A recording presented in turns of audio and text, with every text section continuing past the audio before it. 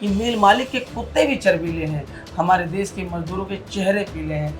इस व्यवस्था में फैले अंधेरे को हटाना है, उनकी मेहनत का वाजिब पैसा उन्हें दिलाना है। और प्रियंका दीदी ने मुझसे कहा कि आप कहिए राहुल जी को शादी कर लें, मेरी नहीं मानती। प्रियंका गांधी ने आपसे कहा कि आप राहुल गांधी से कहें कि वो शादी कर ले। हाँ, कि वो मेरी बात नहीं मानते। अगर मैं इरफान धरने वाला ना होता तो इरफान चोर होता। इधर ही आप सोते हैं? हाँ, इधर ही सोता हूँ और कोई गम नहीं है सर, बहुत खुशी है। मैं अपनी जिंदगी में बहुत खुश हूँ, किसी तरह की निराशा नहीं है। एक बार दिखाइए जरा। देखिए ये देखिए, ये इतना पानी भर जाता है? जी सर। तो इरफान ये तो मुश्किल तो है। जी सर, मुश्किल। हाँ सर मैंने कहा ना, आइए आप भी आइए। हाँ। हम कठिनाइयों से डरने वाले लोग नहीं है सर। हाँ। राहुल से बड़े आज बन गए हैं भाई। नहीं ऐसा मत बोलिए प्लीज प्लीज। अरे नहीं, किसी आदमी को भगवान नहीं बनाना चाहिए। मैं भगवान नहीं बना रहा। राहुल भी नेता है, उनका भी क्रिटिसाइज मैंने बोला। हाँ। किस खुशी में लड्डू खिला रहे हैं?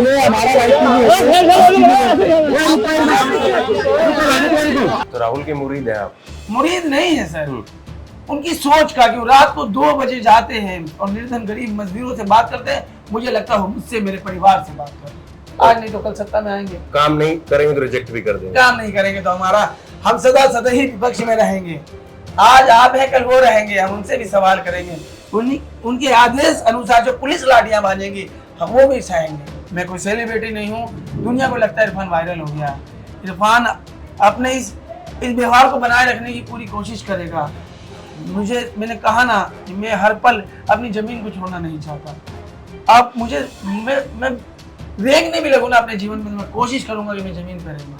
सारे अखबार एक तरफा हो गए, सुबह उठो सीधे महाराज के दर्शन। हम भारत के लोग भारत को एक संपन्न समाजवादी धर्मनिरपेक्ष लोकतांत्रिक गणराज्य बनाने के लिए तथा उसके समस्त नागरिकों को सामाजिक, आर्थिक और राजनीतिक न्याय, विचार, अभिव्यक्ति, विश्वास, धर्म और उपासना की स्वतंत्रता, प्रतिष्ठा और अवसरों में समानता प्राप्त कराने के लिए तथा उन सब में व्यक्ति की गरिमा, राष्ट्र की एकता और अखंडता को सुनिश्चित करने वाली बंधुता को बढ़ाने के लिए दृढ़ संकल्प होकर 26 नवंबर 1949 को अंकित अधिनियम और आत्मसमर्पित करते हैं। तो ये संविधान की ये यूपीएससी के तैयारी करने वाले बच्चे जो है वो एक सांस में इस तरीके से शायद नहीं सुना पाए। देखिए ये इरफान का ये ठिकाना है। हम यहाँ जो है हम ऐसे ही नहीं खड़े, इरफान का ठिकाना। इरफान बताओ। सर यहाँ पे मैं और मेरे पापा रहते हैं, मेरे एक भाऊजी है रमेश। हाँ। वो 20 सालों से हम यहीं रहते हैं और मेरा ये कारोबार है, बर्फ का काम है। ये बर्फ का इसी से घर परिवार चलता है। हाँ, और हम इसमें खुश हैं सर। हाँ। इसमें खुश है, किसी तरह की निराशा और बर्फ बेचने का काम करते हैं। बर्फ है। हाँ। और हम बिल्कुल भी दुखी नहीं है अपनी जिंदगी में, बहुत खुश हैं और सबका प्यार चाहिए मुझे। आप सबसे बहुत कुछ सीखा है मैंने। बारिश हो रही है अभी भी, तो बारिश में कैसे इधर पन्नी होती है, पन्नी तिरपाल है। हाँ। और बगल में एक घर, अभी मेरी बहनें जैसे जवान हुई थी तो रिश्तेदारी के लिए घर होना बहुत जरूरी है कि कोई आएगा तो बिना घर के शादी नहीं होगी। हाँ, तो वो घर अभी किसी तरीके से बना दिया है। वो जहाँ राहुल जी बैठे थे। हाँ, जहाँ राहुल जी बैठे थे। ये पिताजी आपके? हाँ, मिलवाइए। ये देखिए पिताजी। क्या नाम हुआ आपका? और ये घर देखेंगे अंदर से। हाँ, दिखाइए हल्का सा। ये बारिश बहुत तेज हो रही है अभी। देखिए बारिश हो रही है लेकिन ये चूता नहीं है। हाँ, ये चूता नहीं है। आपने बना लिया इंतजाम इसको। हाँ। इधर ही आप सोते हैं? हाँ, इधर ही सोता हूँ और कोई गम नहीं है सर, बहुत खुशी है। मैं अपनी जिंदगी में बहुत खुश हूँ, किसी तरह की निराशा नहीं है। एक बार दिखाइए जरा। देखिए ये देखिए, ये इतना पानी भर जाता है? जी सर। तो इरफान ये तो मुश्किल तो है। जी सर, मुश्किल। हाँ? सर मैंने कहा ना, आइए आप भी आइए। हाँ। हम कठिनाइयों से डरने वाले लोग नहीं है सर। हाँ। हम कठिनाइयों से डरने वाले लोग नहीं है सर। हाँ। और इस देश की बड़ी आबादी ऐसे ही जी रही है सर। मैं बार बार कहता हूँ, मैंने राहुल जी को यही कहा सर कि जब आप आएंगे तो इस देश की जो मेहनत कश आबादी है उस पे कानून लाइए। जिस तरीके से मोदी सरकार 4 लेबर कानून लेके आई है, पिछले 29 कानूनों को मिला के श्रमिक अधिनियम 1948 को रद्द करके उनमें से 29 कानून लेके आए, कहा कि मजदूरों के जीवन को बेहतर करेगा। ये कानून जो फाइलों वाले कानून नहीं चाहिए। मैंने राहुल जी से वादा किया है कि आप आएंगे तो हाँ कि जमीन पे दिखाई देना चाहिए। तो उन्होंने कहा ये लड़ाई बहुत लंबी है और जिनकी उन्हें भी तो इस लड़ाई में का हिस्सेदार बनना चाहिए। तो मैंने उनसे कहा कि वो नेता जो कहते हैं कि हम आपके जीवन को बेहतर कर देंगे, तो उन नेताओं से हमारी जवाबदेही है, चाहे वो कुछ भी कहें। जिस तरीके से सर एनसीआरबी का डाटा है 2024 का। एक मिनट रुकिए, देखिए बारिश अभी बहुत तेज हो गई है यहाँ पे, और हम चाहते थे कि पहले यहाँ से शुरुआत करें, क्योंकि इरफान जो है वो यहीं पर इनका सब कुछ बीता है, जीवन बचपन। आपको हमारा नमस्कार। और बेटा अब तो वायरल है, चर्चा में है, क्या कहेंगे? सोचा था कभी बेटा इस तरीके से राहुल गांधी को घर पर खींच करके ले आएगा? नहीं, मैं नहीं सोचा था। ऊपर वाला जो है आप लोग का मेहनत के रंग लाए हैं। अब घर पर चलते हैं, और जहाँ कल राहुल गांधी बैठे थे वहीं पर बैठ करके ढेर सारी बातें करेंगे। यहाँ बारिश हो रही है और अच्छी खासी जो है वो बारिश। हाँ, क्या कह रहे हैं वो? हाँ, अपने भाई के लिए लड्डू बांट रहे हैं अभी 2 मिनट में।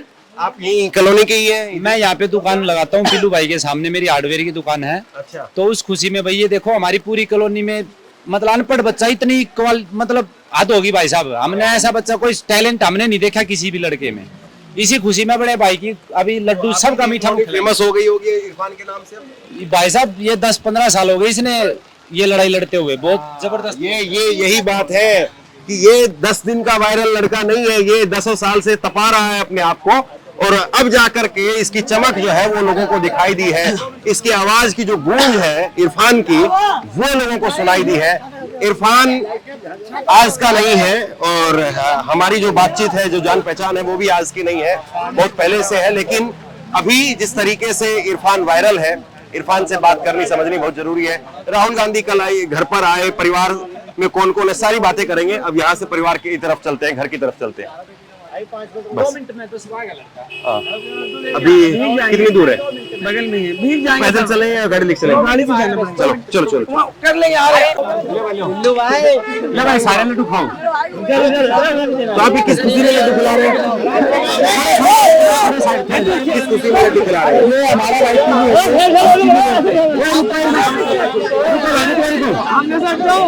भाई पिल्लू, हम प्यार से पिल्लू बोलते हैं इसको। मतलब इसने ऐसा काम कर दिया, मेरे ख्याल से तो दिल्ली में तो किसी लड़के ने किया नहीं होगा। मतलब दिल का सितारा खुश हैं आप लोग? बिल्कुल, बहुत ज्यादा खुश है। आगे भी ऐसे ही करेगा। 1 हफ्ते तक यहीं पे कढ़ाई चढ़ी रहेगी, खूब जितना चाहिए करो खाओ लड्डू। 1 हफ्ते तक लड्डू खिलाते रहेंगे? खिलाते रहेंगे हमारा भाई।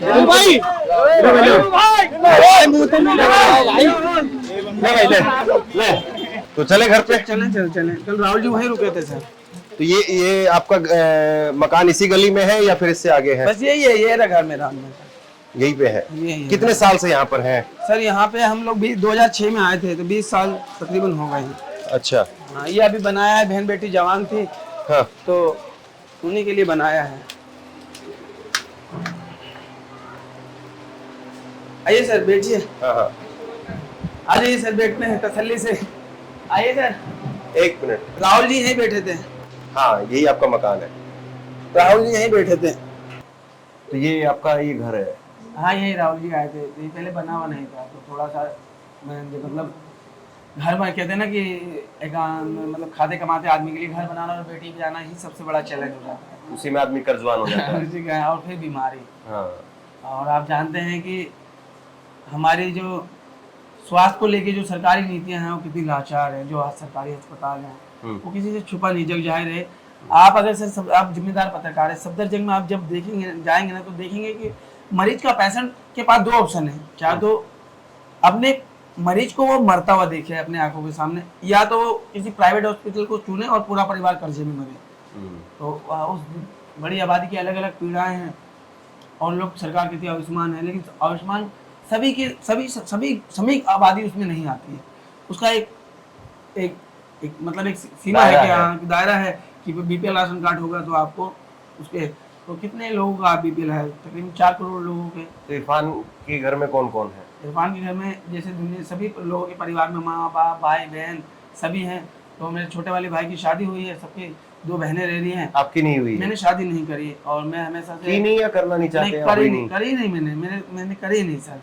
और हम अभी तो आपकी उम्र है काफी। कितनी उम्र है आपकी? 35 साल उम्र है मेरी। 35 साल? 35 साल उम्र है। तो शादी नहीं करेंगे? नहीं, मैंने शादी का फैसला। शादी नहीं करेंगे? इनका विचार है। लेकिन आप चाहते हैं कि नहीं चाहते हैं? मैं तो चाहता हूँ। आप चाहते हैं, बोला भी है पहले? हाँ, कितने बार बोला हूँ। लेकिन ये आंदोलन से इधर उधर से फ्री नहीं है। ये एक ही बात बोलते बस, मैं ऐसे ही रहूँगा, गांधी रहूँगा मैं।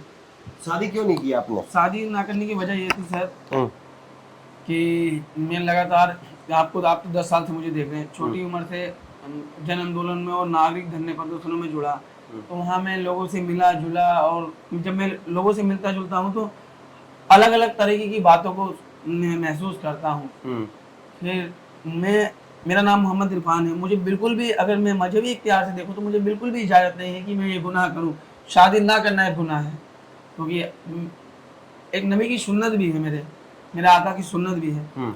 लेकिन ये मैं दूसरी तरफ खड़ा होता हूँ, मैं भारत में जन्मा हूँ, तो मुझे सारी चीज़ें, मैं सभी चीज़ों के लिए समर्पण हूँ। सभी चीज़ों को मैं महसूस करना चाहता हूँ कि मैंने प्रभु श्री राम के चरणों से करुणा, दया और प्रेम और त्याग सीखा है, और बहुत सारी चीज़ें हैं, मैं हर जगह झुकता हूँ। तो उस नज़रिए से मैंने अपनी ज़िंदगी को अलग अलग तरीके से देखा कि मैं खाता कमाता व्यक्ति हूँ और मेरी सोच और विचार अलग है। और कभी अगर ऐसा हो जाए कि मैं बात करूँ रोटी की और सामने वाला बात करे कोटी की, और ख्वाहिशें सबकी अपनी अपनी अलग होती हैं, और मैं अपनी ज़िंदगी में चूक जाऊँ या डिस्टर्ब हो जाऊँ, मैं उस चीज़ से भी, मैं उस चीज़ को लेकर कुछ बड़ा आप हासिल करना चाह रहे हैं? नहीं, वो नहीं समझे। मैंने कहा मेरी किसी से शादी हो जाए, मैं खाता कमाता आदमी हूँ, मैं बात करूँ रोटी की, जिस तरीके से मेरी बातें होती है ज़मीन से जुड़ी हुई, मतलब मैं अलग तरीके की बातें करता हूँ, और वो बात करे अलग तरीके की कि भैया आपका घर अच्छा होना चाहिए, या इतनी आमदनी में क्या होगा, मतलब एक अलग अलग ख्वाहिशें होती है। तो जमाने को कुछ चीज़ें दिखती हैं, तो उस चीज़ से मैंने सोचा चलो यार ठीक है, क्यों डिस्टर्ब हो लाइफ में, और मुझे कुछ और करना है, मुझे कुछ बड़ा कुछ नहीं है। धर्मेंद्र जी, जब मैं आपसे बात कर रहा था किसान आंदोलन में, तो आपको क्या मैं इस नज़रिए से बोल रहा था कि मुझे कोई मिले, मेरे को अपनी बात लोगों तक पहुंचानी थी कि सरकार ने जो 3 कृषि कानून लाई है ये किसानों के हित में नहीं, यही कहा था ना, उसको डिटेल से बताया था। बहुत पुरानी बातें, कुछ बातें रही, कुछ नहीं रही। तो आपने मुझे लगातार पहलवान आंदोलन में, भारत जोड़ो यात्रा में भी मैं आपसे मिला था, और मैं CNRC आंदोलन में भी था, और मैंने आपको करीब से देखा था। तो ये सब चीजें रही जिंदगी में, और उम्र हर पल गुजरती है, और गुजरते गुजरते आज मैं 35 साल का हो गया, और सब चीज समझी, और एकदम से मैं CGP आंदोलन से जुड़ा। इसमें जुड़ने की एक वजह थी कि आज के टाइम में बोलना बहुत मुश्किल है।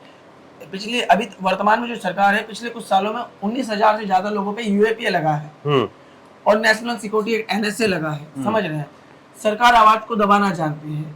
तो इस अहंकारी व्यवस्था के सामने अगर 4 नौजवानों ने, जो वो शिक्षित थे, एक अभिजीत दीप के पॉलिटिकली थे, आशुतोष राका IIT होल्डर थे, और विजेता दहिया स्क्रिप्टर थे, और सौरभ दास जर्नलिस्ट और RTI कार्यकर्ता थे, तो उन्होंने कॉल दी। तो मैं बेशक पढ़ा लिखा नहीं, मेरी शिक्षा की अहमियत को समझता हूँ। नीट क्या है, अगर एक नॉर्मल परिवार का, मध्य वर्गीय परिवार से, मिडिल क्लास से अगर परिवार का बच्चा अगर कुछ सपने देख ले कि मुझे डॉक्टर बनना है, और 10वीं में बेहतर नंबर लाया, साइंस में अच्छा करा, और वो आगे नीट की तैयारी करता है, भाई नीट क्लियर करने की उस पर आ गया, चलो क्लियर कर लिया, तो 5-10 लाख रुपए में MBBS बन जाएगा वो। आप समझ रहे हैं, सरकारी अगर उसे कॉलेज मिल जाता है तो। लेकिन अगर वो नीट नहीं है और प्राइवेट में जाए तो उसकी हिम्मत नहीं है।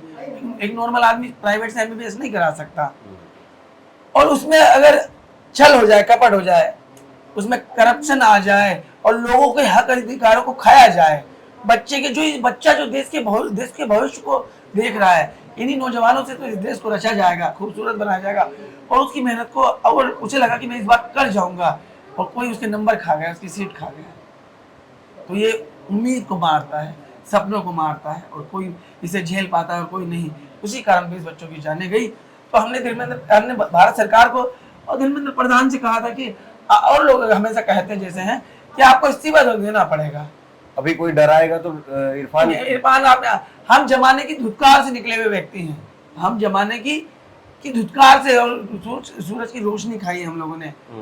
अगर मैं इरफान धरने वाला ना होता तो इरफान चोर होता, क्योंकि माहौल का असर होता है।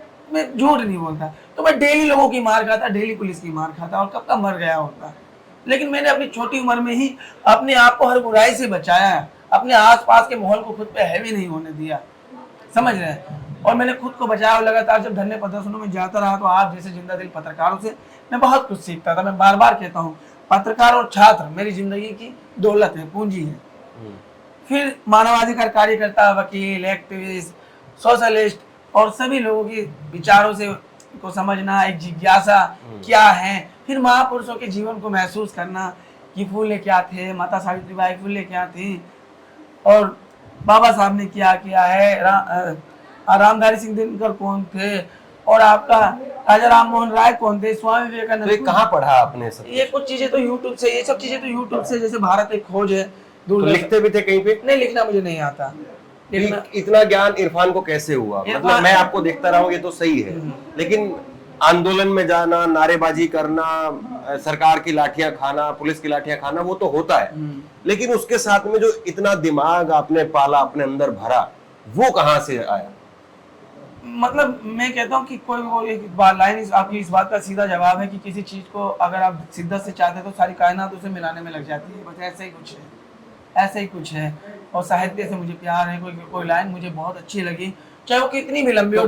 किताबें नहीं पढ़ी है, फोन से सिर्फ पढ़ा है। जैसे रामधारी सिंह दिनकर की मुझे कोई लाइन बहुत अच्छी लगी, कितनी डिफिकल्ट क्यों ना हो, मैं उसे पढ़ूंगा, उसको याद कर लेते हैं, पढ़ूंगा, मैं कैमरे उसको समझूंगा और कैमरे को उतार दूंगा। जैसे कि कितनी डिफिकल्ट है ये कि दिरी को तो दृश्य आकार देख, मुझ में सारा ब्रह्मांड देख, चर अचर जीव जंग छर असर नसर मनुष्य जीत अमर, सतकोटि सूर्य सतकोटि चंद्र सतकोटि सरित सर सिंधु मन, सतकोटि ब्रह्मा विष्णु में सतकोटि विष्णु जलपति दिने, सतकोटि रुद्र सतकोटि काल, सतकोटि धनुधर लोकपाल जंजीर बढ़ाकर साध ने, हाँ दुर्योधन बांधने। भगवान के लिए सारी सृष्टि, सभी देवी देवताएं, सारी प्रगति मेरे अंदर है, अगर तू साध सकता है तो साध, बांध सकता है तो बांध। और ये जो लाइन इन्होंने बोल दी कितनी सहज होकर के, ये लाइन जो है वो बहुत सारे लोग महीनों की प्रैक्टिस करने के बाद शायद नहीं बोले। हाँ मैं बोला ना, मुझे कोई चीज लगी। और संविधान की जो प्रस्तावना है उसको आप बड़े शानदार तरीके से पढ़ते हैं। मैं पढ़ता नहीं हूँ, मैं उसे महसूस करता हूँ। करता हूँ। तो पूरे संविधान एक शब्द अंदर है, पूरे संविधान को पढ़ने की भाई जरूरत नहीं है। हाँ। जैसे कि मेरा नाम मोहम्मद इरफान है, ये पूरा दर्शाता है कि मेरे कल्चर को, मेरे नाम को, मेरे खान पीन को,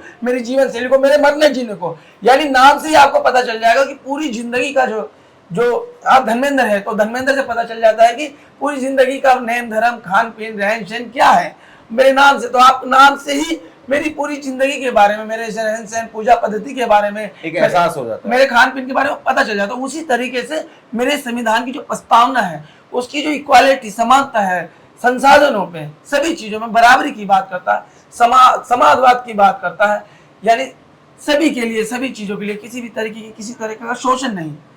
लेकिन हम जब 1952 के बाद आप देखते हैं तो बहुत सी चीजें कमियां, बहुत सी चीजें। संविधान की पूरी प्रस्तावना याद आपको भी सुना देता हूं।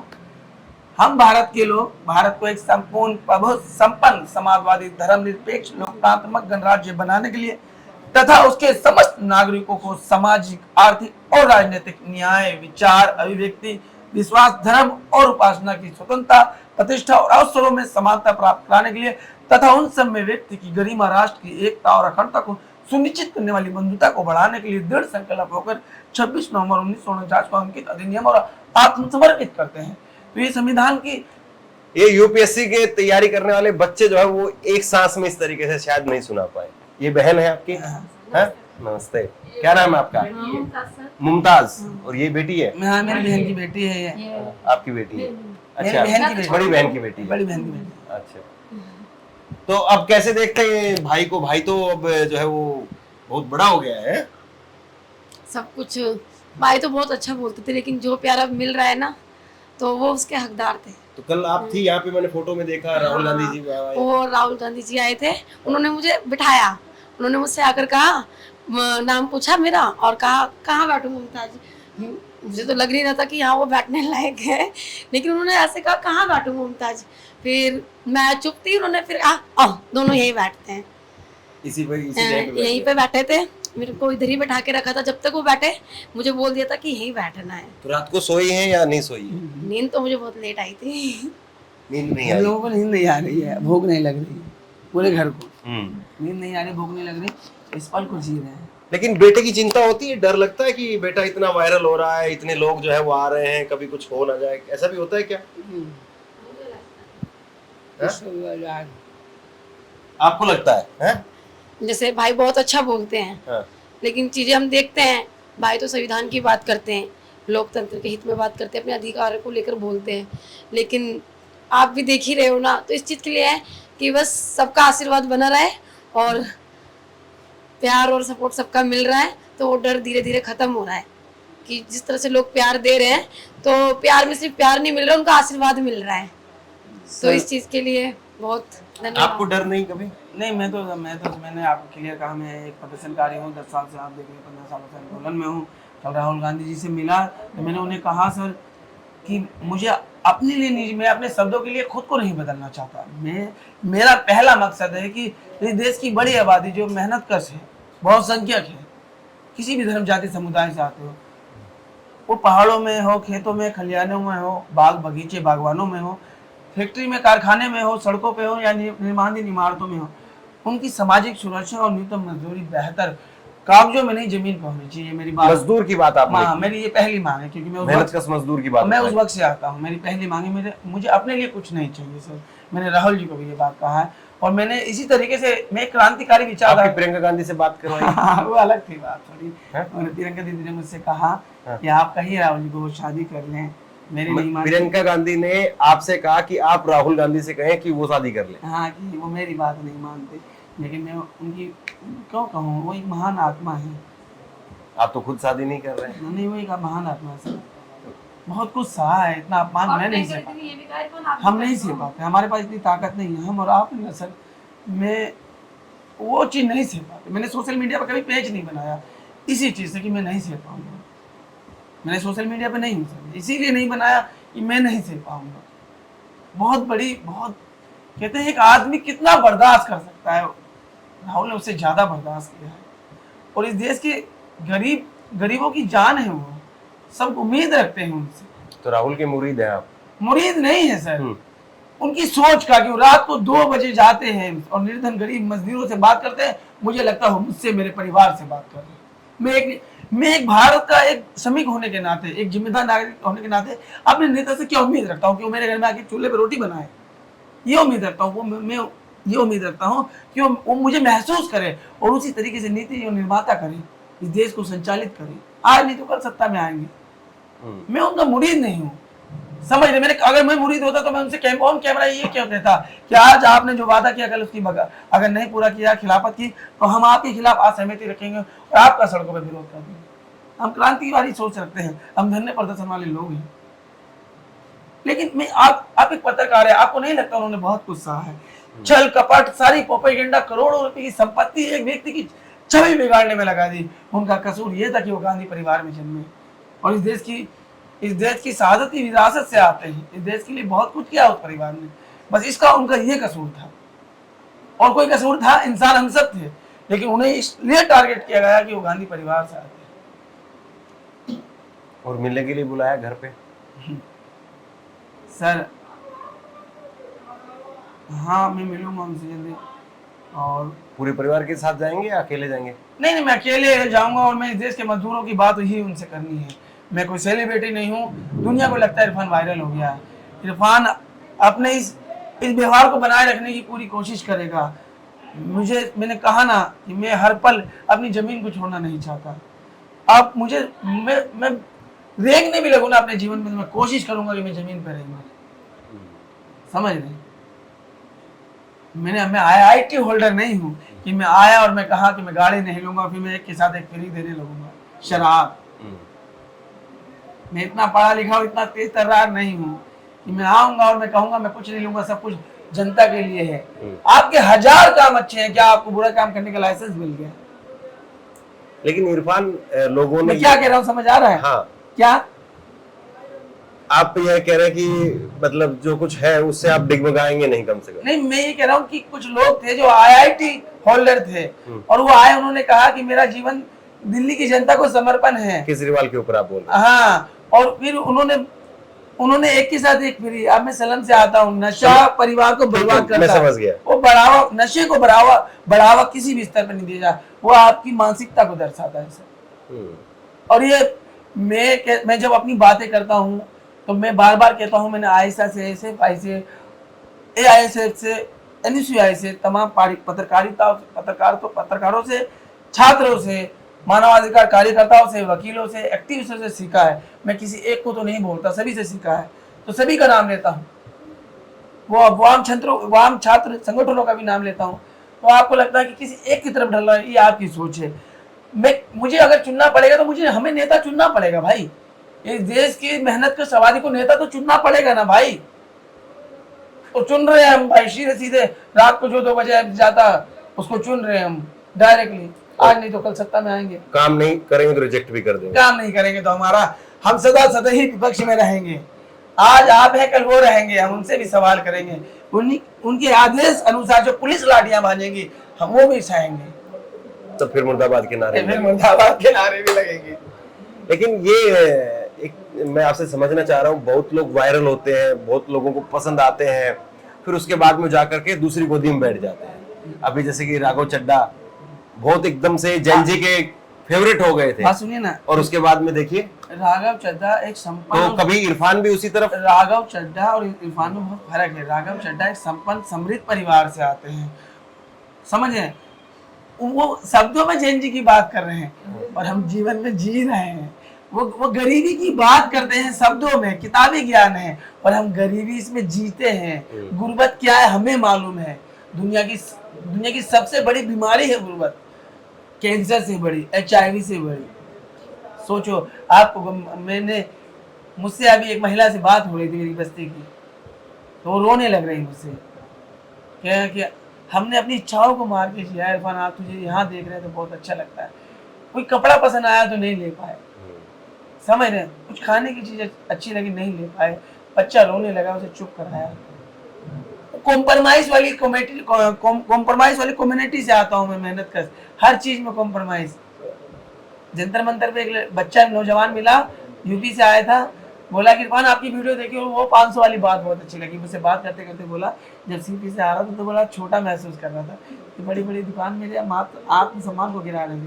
तो मैंने उसको दिलासा देने के लिए कहा, हम प्रगति में रहते हैं, पर्यावरण में रहते हैं, जंगलों में रहते हैं, ये तो पोल्यूशन में रहते हैं, इनकी हम ज्यादा खुश नसीब हैं। मुझे अच्छे से याद आ रहा है, मैं दिल्ली में एक ये भारत यात्रा जो कवर कर रहा था, इरफान आया और आकर के मुझे गले लगा करके और जोर जोर से फूट फूट करके रोने लगा। हाँ जी सर। हाँ, मैं हमेशा पत्रकारों से बहुत प्यार करता हूँ। मैंने पत्रकारों को, मैं कल वहां गया था लल्लटो वाले, तो वो पूरा स्टाफ खड़ा होकर मेरे लिए सम्मान में ताली मारने लगा।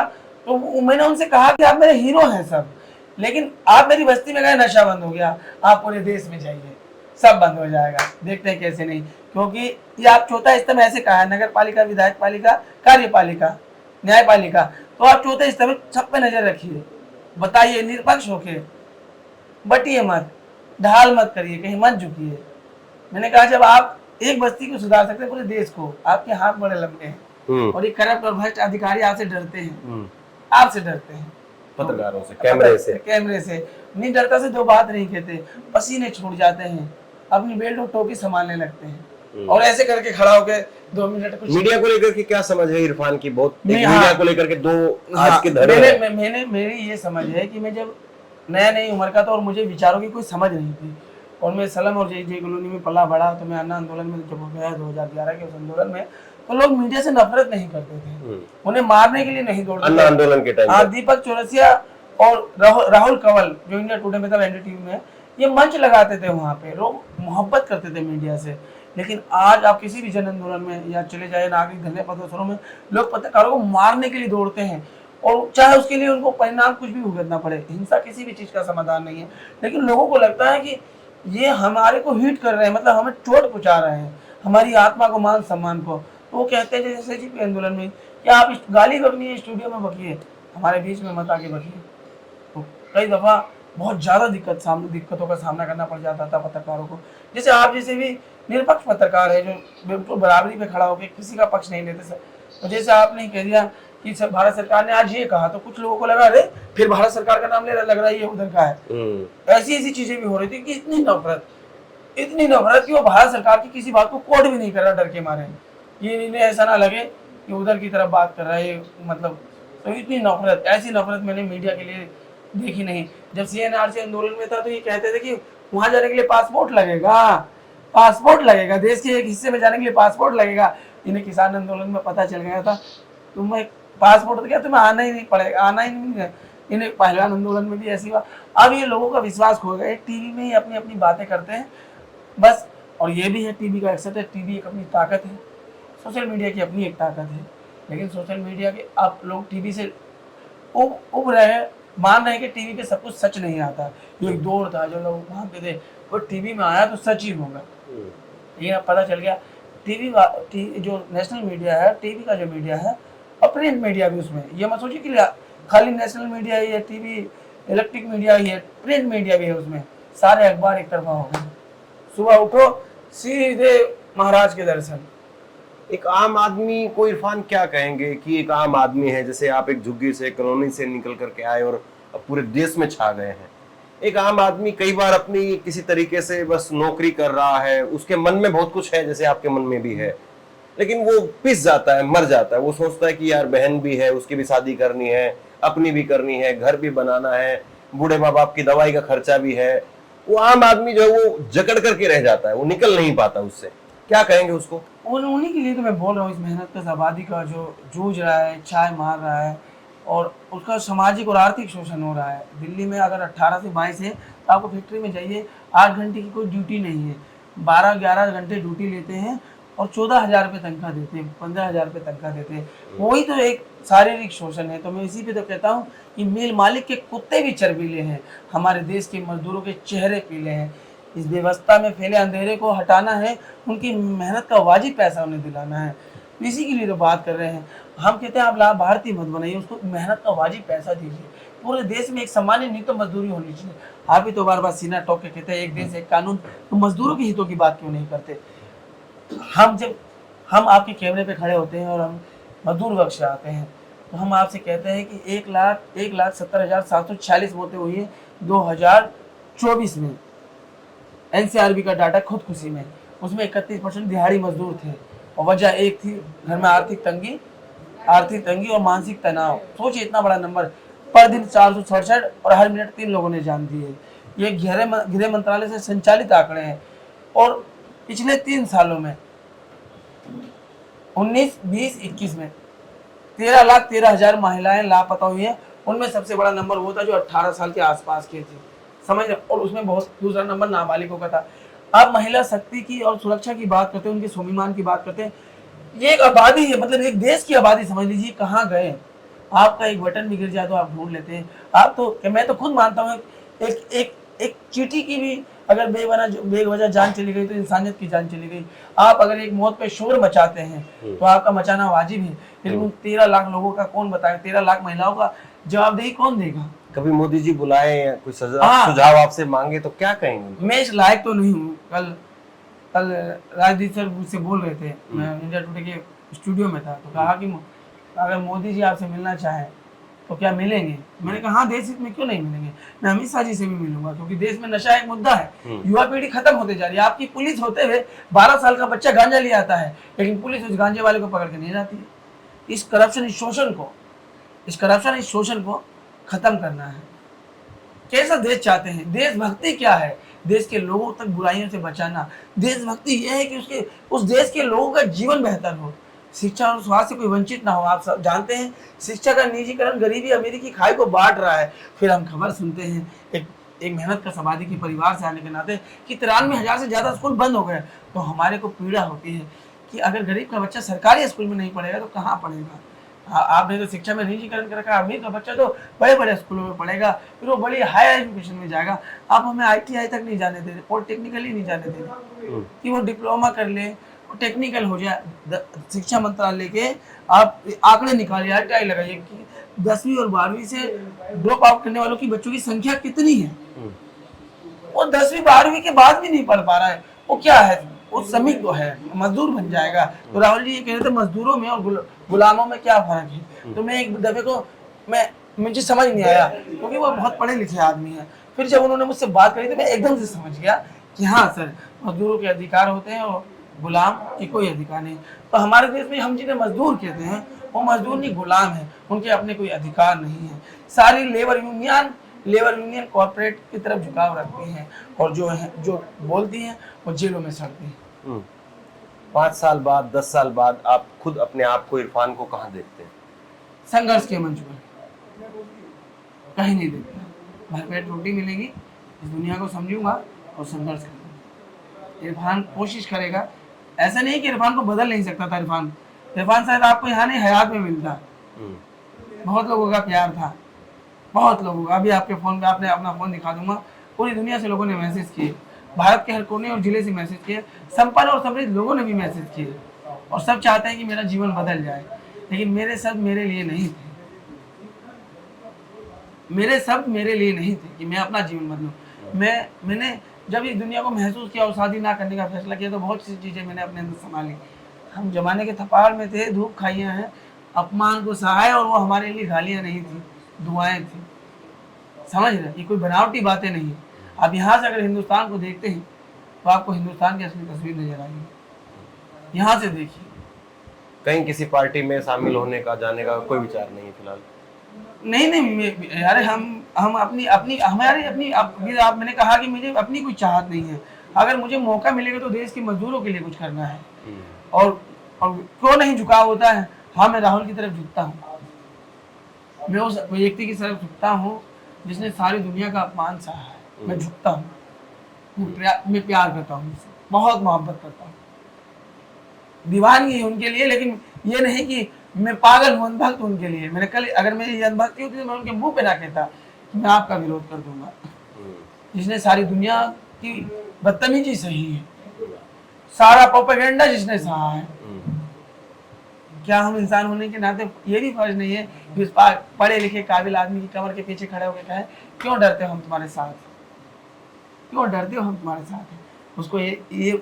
उसको ये बातें उन 1000 गालियों से को भुलाने में काफी है। और आपको क्या आश्वासन दिया राहुल गांधी ने? उन्होंने मुझे सुना है खाली। उन्होंने कहा आपकी ये लड़ाई लंबी है और बताइए हम क्या कर सकते हैं। मैंने कहा सर, आप नेता प्रतिपक्ष हैं और आप कल सत्ता में आएंगे, पक्का आएंगे, आना है उन्हें, कोई रोक नहीं सकते। प्रधानमंत्री बनेंगे राहुल गांधी? और राहुल गांधी प्रधानमंत्री हैं, वो नहीं बनेंगे तो कौन बनेगा? उनसे ज्यादा काबिल कौन है? एक अनपढ़ इरफान की आप इतनी तारीफ करते हैं कि इरफान इतना बोलता है, ऐसे ऐसे बोलता है, तो इस अनपढ़ इरफान ने की समझ ने एक आदमी को समझा है, वो राहुल गांधी है। अगर आप मुझे समझने की कोशिश कर रहे हैं तो राहुल गांधी को समझिए। क्योंकि मैं जब राहुल गांधी यहाँ बैठे थे तो मैं राहुल गांधी से नहीं मिला, मैं इस देश के नेता, ऐसे नेता से मिला जो इस देश की मेहनत को, सवारी को समझ रहा है। और आपके घर पर इससे पहले कांग्रेस के कौन कौन नेता आए हैं? अरे इससे पहले तो कोई नहीं आया, कोई भी नहीं आया। अभी कल रात को इमरान पार्षद कोई नहीं। कल मैं इमरान प्रतापगढ़ जी से मिला, मोहतरा जी से मिला, कई लोगों से मिला। और इमरान प्रतापगढ़ जी मेरी कौम के रहनुमा भी हैं, देश की दूसरी सबसे बड़ी आबादी की रहनुमाई कर रहे हैं, और एक शायर भी है, साहित्यकार है। उनका कोई जवाब नहीं। जब उनसे मिला तो बहुत प्यार से एक भाई की तरह मिले। उन्होंने मुझे 50,000 रुपये दिए। मैंने 1000 बार उन्हें मना किया, मैं पैसे से बहुत दूर रहता हूँ। उन्होंने मुझे 50,000 रुपये दिए और मैंने उन्हें कहा था कि आपकी ये मदद जो है मैं दुनिया को बोल दूंगा। मैंने उन्हें बहुत मना किया था, फिर वो कहने लगे। मुझे उन्होंने अपने तरीके से बताया कि अल्लाह ने कहा है कि अगर आप माल और दौलत हो तो लोगों की दावत किया करें और लोगों की मदद किया करें। उस नज़रिए से मैं आपको दे रहा हूँ, प्लीज़ रख लीजिए। तो मैंने कहा ठीक है, मैं रख तो लेता हूँ, लेकिन मैं सारी दुनिया को बता दूँ। ईमानदार है पूरे आप? आपको लगता है मैं अपनी बुराई से लड़ता हूँ, कहीं मैं बुरा ना हो जाऊँ, क्यों छुपाऊँ मैं आपसे। विंग कमांडर अनुपमा जोशी जी हैं, तो वो मुझे बहुत कुछ मेरे को बोल रही थी, तो मेरे से मैंने वो समझाया, मैंने रोका उन्हें।